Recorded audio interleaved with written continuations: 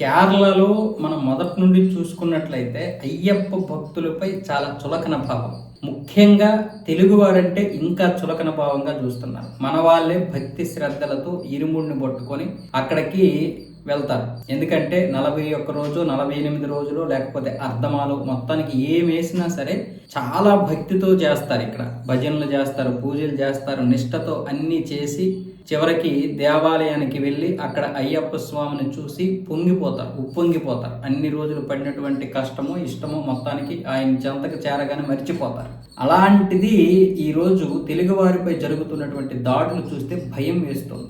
అయ్యప్ప స్వామి భక్తులు ఇక్కడ తిరుపతి నుండి వెళ్ళినటువంటి 10 మంది ఒక షాప్ దగ్గర వాటర్ బాటిల్ కొంటే వాళ్ళకి ఇష్టం వచ్చినట్టు ధరకు అమ్మారు. అది ఏంటని ప్రశ్నించినందుకు ఆ దుకాణదారు నన్నే నువ్వు ప్రశ్నిస్తావని గాజు చేసతో అయ్యప్ప స్వామి భక్తుడిపై కొడితే ఆ తర్వాత మిగతా 10 మంది మిగతా తెలుగు వారు అందరూ కూడా అక్కడ గుమిగూడి ఆ వ్యాపారస్తుడినే ప్రశ్నించారు. కానీ దాడి చేయలేదు.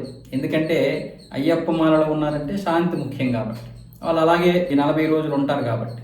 అయితే ఆ దుకాణదారులు కూడా ఇతనికి అంటే ఆ వ్యాపారస్తుడికి సపోర్ట్గా వచ్చి వీళ్ళ మీద మళ్ళీ దాడి చేయాలని ప్రయత్నాలు చేశారు. ఈలోగా చాలా మంది భక్తులు వచ్చేసారు. అటు దుకాణదారులు ఇటు భక్తులు తగులాడుకుంటే పోలీసులు వచ్చి ఇద్దరిని అటు చెరువు ఇటు చెరువు లాగేశారు. కానీ ఆ కొట్టినటువంటి వ్యాపారస్తుడి మీద మాత్రం చర్య తీసుకోలేదు. నిజంగా తెలుగు వారి మీద చాలా దారుణాలు జరుగుతున్నాయి. అయితే మనం ఇక్కడ ఏమనుకుంటామంటే మరి తెలుగు స్టేట్లో లేవా అయ్యప్ప స్వామి గుళ్ళు అంటే ఉన్నాయి.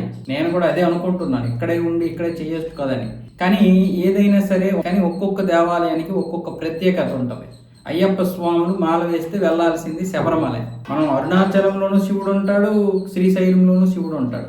ఈ రెండింటికి ఒక్కొక్క దానికి ఒక్కొక్క ప్రత్యేకత ఉంది. తిరుపతి ఎందుకు వెళ్ళాలి, వెంకటేశ్వర స్వామి గుడి ఇక్కడ లేదా అంటే ఉన్నది, కానీ తిరుపతి ఎందుకు వెళ్తాం మనం? అలాగే ప్రతి దానికి కూడా ఒక ప్రత్యేకత ఉంటుంది కాబట్టి మనం అయ్యప్ప స్వామిని అలా అనకూడదు. ఇంకోటి ఏంటంటే ఈ విధంగా శబరిమలకి అయ్యప్ప స్వామిని కూడా దూరం చేయాలనే ప్రయత్నాలు కూడా ఉన్నాయి. అవి కుట్రపూరితంగా ఉంటాయి, బయటికి రావు. నాలాంటి వాడు చెప్తే జోక్గా ఉంటుంది చాలా మందికి. ఇప్పుడు ఎందుకంటే అక్కడ క్రిస్టియన్ గవర్నమెంట్ నడుస్తుంది. ఇంతమంది భక్తులు వచ్చేసరికి ప్రతిసారి కూడా ఇది ఒక హిందూ రాష్ట్రంలో తయారవుతుంది. మన క్రిస్టియన్ కదా, ఇంతమంది ఏంటి రావడం, ఆదాయం కూడా చూడరాలు.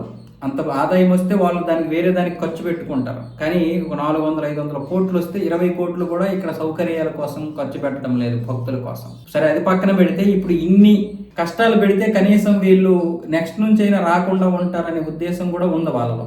అలా అయ్యప్ప స్వామి యొక్క ప్రాముఖ్యతను తగ్గించడానికి కూడా ఇది కూడా ఒక ప్లాన్ అనుకోవచ్చు మనం.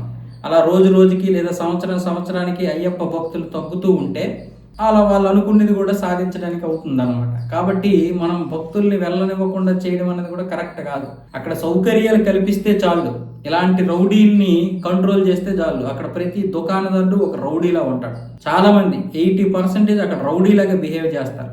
ఎందుకంటే వాళ్ళు ఎన్నో చేస్తుంటారు. మళ్ళీ దీనికి తోడు మన స్వాములు కూడా దరిద్రానికి బ్రాండ్ అంబాసిడర్ లాగా ఆ వావర్ని దర్శించుకుంటారు. అది ఒక చండాలం. ఇక్కడ మన శవాన్ని చూస్తే బయట పారిపోయేటటువంటి అయ్యప్ప స్వాములు అక్కడ శవం దగ్గరికి వెళ్ళి ప్రదక్షిణ చేస్తారు. మన దౌర్భాగ్యం.